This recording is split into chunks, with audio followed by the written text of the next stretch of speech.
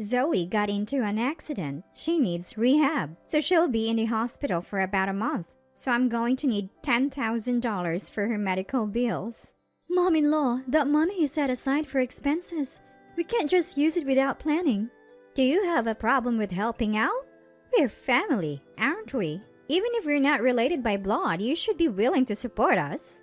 Funny how the word family only comes up in times like this. Well, if Zoe is injured, maybe it can't be helped. Just when I was giving in to the idea, a game-changing phone call comes in. My name is Sophia, and my family runs a farm. My brother has taken over the family business, so I work at another company. Still, I help out during busy seasons by taking some time off work. My job allows for remote work, giving me flexibility. The company was supportive when I told them I'd occasionally need time to help my dad, which was very helpful. So I was making a decent income and had some financial leeway. I married Oliver when I was 25. He has a really kind personality, and I fell for him quickly. I thought his parents must be nice people too, but it turns out I was totally wrong. By the time Oliver and I met, his dad had already passed away, so he lived with just his mom and his sister Zoe, who seemed to rule over him. Both women visit quite frequently since we got married. I initially thought they were being considerate, but that wasn't the case. Sophia, what's for dinner tonight? I was thinking of making vegetable soup since we had meatloaf yesterday. That won't do. Oliver is still growing. He needs more meat. But he's already 35. We have to start thinking about his health. As we are talking, Zoe heads for the kitchen. Mom, look! Vegetable soup? Ew! It's all vegetables. And the seasoning is bland. This must be because Oliver married a farmer's daughter. Poor guy. Zoe opens the pot and starts tasting the soup. The seasoning is too bland? Let me add some salt. Then it will taste better. She proceeds to pour a ton of salt into the pot. I was so stunned, I couldn't move. Mom, you put in way too much salt. Now it's too spicy to eat. Oops, my bad. Guess we'll have to make it all over again. Oliver will be home soon, so we need to hurry. Well, you're home all day, so it shouldn't be a problem to remake it, right? You're free anyway, Sophia. True, let's head back home then. What's for dinner tonight? How about vegetable soup? That sounds fantastic. They leave the house, laughing. I stare at the oversalted soup, feeling heavy at the thought of starting all over. I use vegetables we grew ourselves, so it feels like a waste, like I've let my dad down. I also have a job. I'm not free. I manage my chores while squeezing them into my remote work schedule. They don't seem to get that. 30 minutes later, Oliver comes home from work. Dinner isn't ready. I apologize after welcoming him home. I'm sorry, Mom-in-law and Zoe came by earlier and dinner isn't ready yet. They came again, huh? It's okay, I think we still have some instant ramen. I'm really sorry. I'll buy some water for you. Oliver must have some idea what mother-in-law and Zoe are doing when they come to his house. But he doesn't seem to care at all. Probably can't stand up for himself. I get it. They're his family. But he should say something. That was my true feeling. I think Oliver is kind because he takes after his father, not his mother. That's my only issue. He helps around the house even though he's tired from work and we go out on his days off. I thought I should just endure it. Then something amazing happened. Our daughter Emma was born. It's hard, but with the help of my mom and others, Emma is growing well. But ever since Emma was born, his mom and sister Zoe visit more often. Hi Emma, how are you? It's Grandma. I'm good. You're good at saying hello. Here's something for being so good. She hands Emma an expensive chocolate. I rush to stop her. Chocolate is too early for Emma, and please don't give her something so expensive. She can't eat it. What? You're going to reject a gift? How terrible. I won't bring anything again. It would be too late if something happened to Emma, so fine. Emma is unfortunate because she can't have chocolate due to her own mom. She's a kid, let her have some fun. That's beside the point. What if Emma gets sick? Stop being so uptight. Let kids be kids. You're already confusing enough with your weird farming job. Sophia, Mom, Zoe, stop it. Not in front of Emma, please. Oliver finally speaks. Emma was anxiously watching us argue. I apologize, and she goes to another room. The situation has changed. It's not just about me enduring anymore. It could negatively affect Emma. I decide to avoid them as much as possible. I was managing somehow, but then disaster struck. Zoe had an accident and hurt her leg. According to his mom, it was a single vehicle accident. She needs rehab and will be in the hospital for a month. So I'll need $10,000 for the medical bills. She grabs the money we had saved from farm equipment. It's money we work hard to save for efficiency. That money is for the farm work, Mom. We can't afford to give it away. Farm work?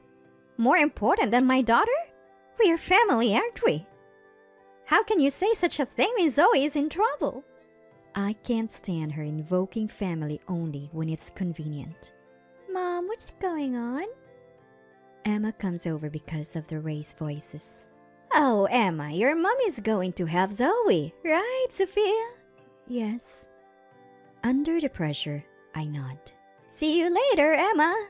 She leaves, satisfied. I sit down, defeated. Mom, are you okay? I'm okay, sweetie. Sorry for worrying you. I held Emma, looking anxious, and tried to soothe her. Spending this much money is hard, but it's for Zoe, so it's unavoidable. That's what I had to tell myself. But mom-in-law's demands just kept escalating. Cook meals because caring for her is tough. Do the laundry. She was asking for everything. When I tried to decline because of work, she'd say, "You're at home anyway, so what's the problem?" I felt both physically and emotionally drained. Do you want me to help? I can visit the hospital if you tell me where it is. No need. Zoe is my daughter.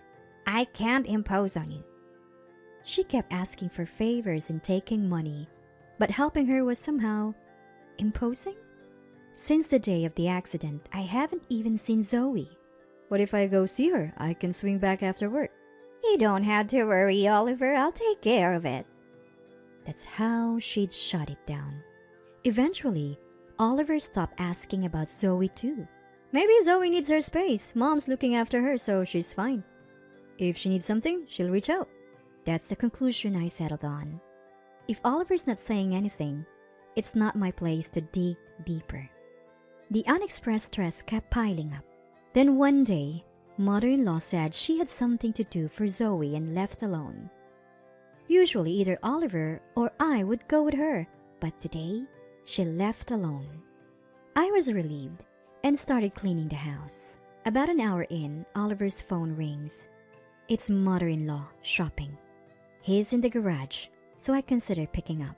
Emma approaches. Hey, it's Grandma. Answer it quick. After saying that, the call abruptly ended. Panic. Oliver tried to signal that he was away from his desk but overheard a shocking conversation. I quickly opened my mobile phone and started a voice recorder app. After finishing the recording, I grabbed Emma's hand and we rushed back to my parents' house. Thankfully, it was nearby. Dad and Mom were surprised by the sudden visit, but there was no time to explain. We immediately reported the incident to the police and returned home. When we got back, my mother-in-law was just returning from shopping. Sophia, what's going on? You seem frazzled. Where's Emma? You really should calm down. Women who can't keep their cool aren't attractive. My mother-in-law casually sipped her coffee. I said nothing, and I started playing the recorded audio. Oh, it should be connecting, but I don't hear anything. Hello? Mom, you said we're out of toilet paper, right? Is this the kind we usually use? Thank you. That's the one. I'm trying to call Oliver, but no one is answering. Could Emma have accidentally pressed it? She's quite the tomboy. That could be. Maybe Emma will turn out like Sophia. I'd hate that. Two doll farm girls? Should we trip one of them up a bit? Tell Sophia or Oliver to take her to the park and we can get her on the slide or the swing. I can't help but laugh imagining Sophia's troubled face. The two hung up, laughing. Both my mother-in-law and Oliver were pale as ghosts. What is this? Is it Zoe was hospitalized? What did we just hear? This is a ghost. Yes, a ghost. I'm worried about Zoe that I'm hearing things. You shouldn't be pushing me like this. So you're planning to hurt Emma based on hallucinations? You're the one who should be in the hospital. Oliver, say something. Mom, where is Zoe?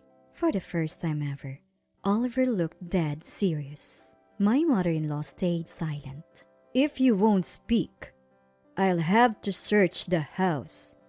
And if I find Zoe, please, Oliver, believe me, Zoe really is in the hospital.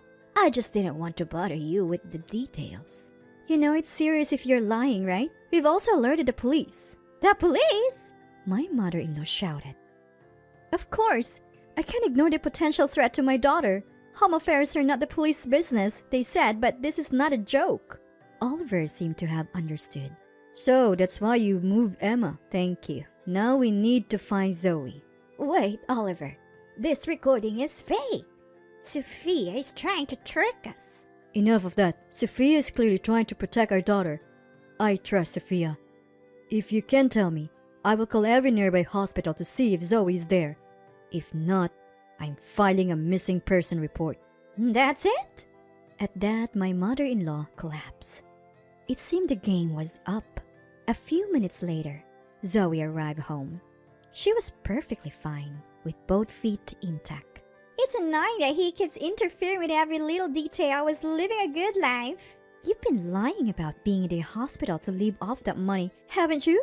Yeah, so what? We're family. You can spare $10,000, can't you? You'd be happy if your family was doing well, right? Are you really that stingy? From this moment on, we're not family, Mom. Zoe, please, cut ties with us. I can't take this anymore. What are you saying, Oliver? I approve of your marriage to Sophia for your happiness. I never wanted you to be with someone like this. I thought you could do better, but still. Don't say another bad word about Sophia and Emma. Just leave.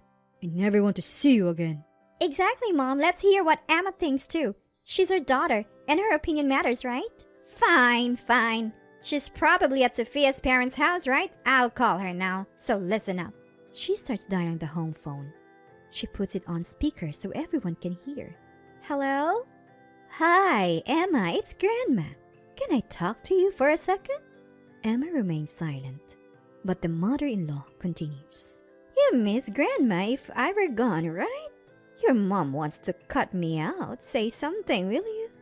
After a moment of silence, Emma speaks. I don't like Grandma. Mom always looks sad because of you. Zoe talks bad about Mom, so I don't like her either. Both the mother-in-law and Zoe are at a loss for words. Given that, please leave now. If you stay, I'll call the police again. The two of them leave the house, heads hung low. We immediately go to pick up Emma. I had been worried that maybe Emma didn't want to be separated from her grandmother. It's natural for a child to miss their grandparents. I thought we'd have to find another way. But Emma had been paying close attention to the actions of her grandmother and Zoe. And so, we decided to have nothing more to do with them. If they come close, we'll call the police immediately. We also plan to get back the money we gave Zoe for her medical expenses. I later heard that Zoe lost her job. She was constantly getting yelled at by her boss for her poor work attitude. It's easy to imagine from her daily behavior. They probably needed money because Zoe lost her income. Now, they're living off the mother-in-law's pension. But she's too old to work, and Zoe's attitude is so bad that she can't hold a job. I saw them stocking up on discounted potatoes at the supermarket the other day. They both looked a bit thinner and worn out, but it's their own fault. Both Dad and Mom were really worried after this incident. We hadn't consulted them much since getting married, not wanting to be a burden. Mom was planning to speak clearly when the mother-in-law called, but Emma beat her to it. She wanted to tell her grandmother directly, she said. Both Dad and Mom said they'll be there for us if anything happened, so we'll make sure to talk to them from now on. Emma, who we were most worried about, seemed surprisingly carefree. Maybe she was stressed by the mother-in-law and Zoe without us knowing. We've been busy with work and haven't gone out much lately, so we're planning a family trip to the amusement park during our next day off.